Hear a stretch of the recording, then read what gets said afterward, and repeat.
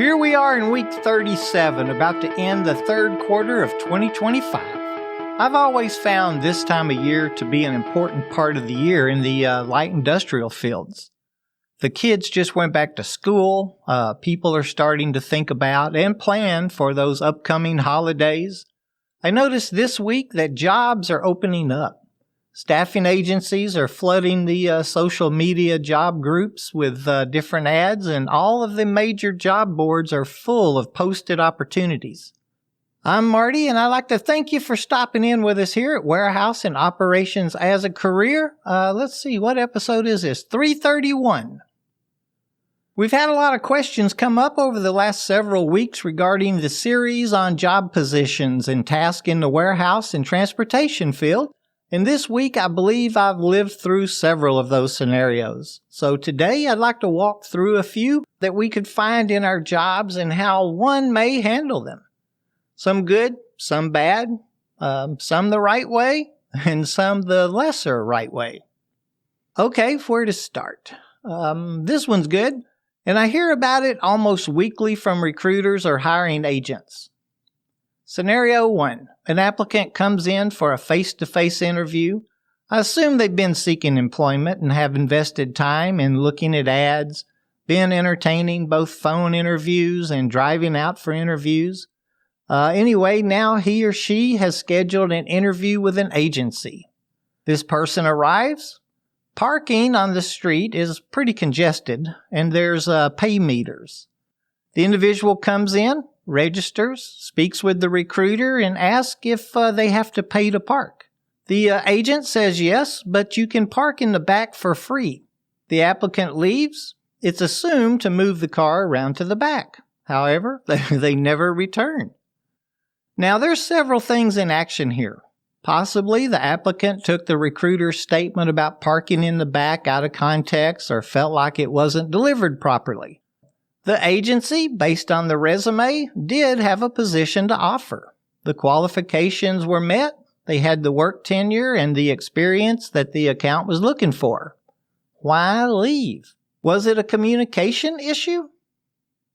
Looking for a new job is stressful, and we're going to be anxious. But it's a process.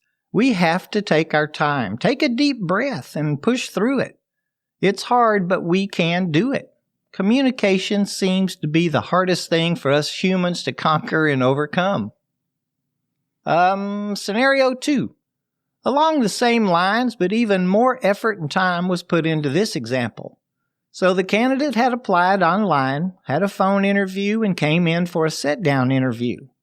The recruiter visited with them, discussed the extensive equipment experience that the applicant had, and was quite impressed. The open position was explained to them, things like the hours and schedule, the pay, the job description, the safety policies and expectations that the customer had. The recruiter was so impressed that they reached out for an unscheduled PIT class to get them certified so they could start the following day. So to recap real quick, the prospect had about 30 minutes tied up on the phone interview, another 30 minutes of travel round trip, and about 45 minutes for the sit-down interview. That's about 1.75 hours that were tied up so far. The applicant was asked if a 9 a.m. class or a 1 p.m. class would work better for them. They opted for the 1 p.m. and it was scheduled. Well, 1 p came, then 1:05 p, then 1:10 p.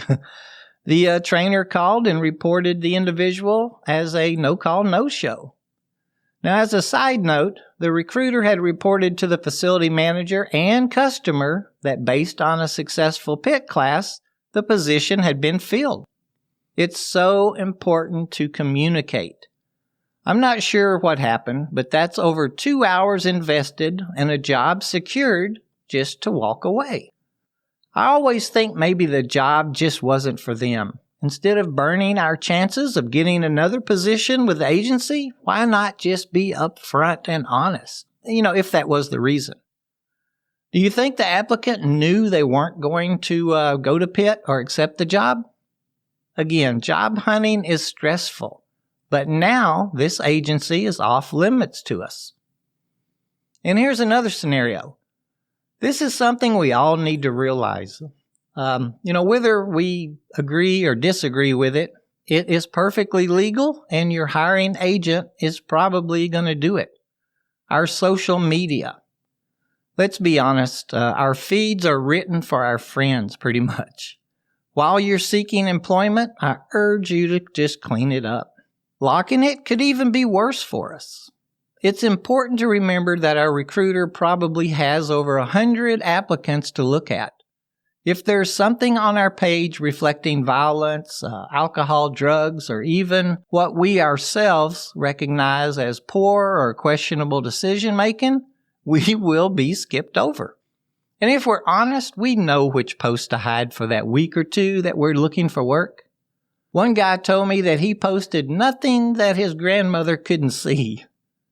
If we're going to leave something on there, on our feed that we believe is funny, let's let the recruiter know it's there.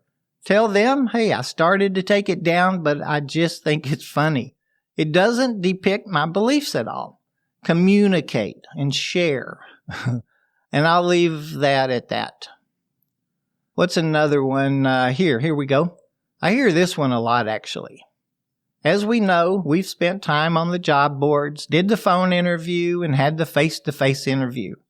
Our work history is a little light in the warehousing field.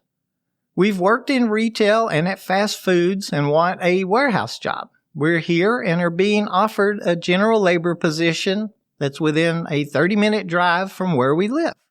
We're offered X number of dollars an hour. We state that we can't work for less than X number of dollars an hour. Now let's reflect for a minute. We replied to an ad that stated the job description and pay rate. We've invested our time in the interview, where we could have brought up any pay rate questions or statements, sat through the in-person interview without asking about it, and then bring it up once the job is offered to us. So, do you have some thoughts on this scenario? One recruiter had shared with me a story where a person was offered X dollars an hour but stated they needed at least this amount per hour. They were asked, and why do you believe it should pay that amount? Now, this is rarely going to happen, but it's our chance to at least share something about our experiences, our equipment usage, our past accomplishments, anything really to justify our ask. The recruiter's applicant answered that it's a living wage. It's important to remember this was a GL position, a really good get-our-foot-in-the-door job with a large corporation. These jobs aren't necessarily long-term careers. They are positions that can give us experiences to work towards those long-term careers. They're not built and structured that way. Anyway, I'm getting lost with opinions here. So this individual turned the job down. Didn't just go ahead and accept it until something better came along, or accept it and show the managers what a great employee they were going to be. They just turned it down. Now, I don't know what their responsibilities was, like rent, food, etc., but they obviously didn't have to have a weekly paycheck. I think some better communication could have helped us here, or at least a little better planning. There's 3 or 4 scenarios that came up this week, and each goes along with a question that we've had over the last several weeks. Seeking a job is tough work. Having a job is hard work and can be frustrating to keep it. We all, or most of us anyway, are going to have to work until we can retire. And it's up to us to make sure we have the resources to retire when that time comes. I feel we alone own that responsibility. When I hear things like, we've talked about today, I wonder if those applicants were really needing a job. I mean, of course, they needed work. They wouldn't have invested the time otherwise. But I mean, did they need a job? Like food on the table, gas, or car money, or a cool or warm place to sleep, and some spending money? I don't know. But I do know what I described earlier wasn't the way to handle it, and it burnt a bridge that we may not be able to cross again. So share your thoughts on Facebook or X by using that little @ WHSEOPS, or on Instagram at WAOC Podcast. And you can always email us at host@warehousingoperationsasAcareer.com.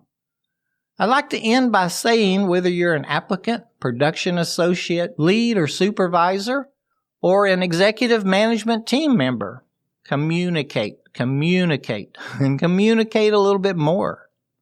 Tuesday, I had a young worker tell me that communication is growth. Let that sink in for a minute.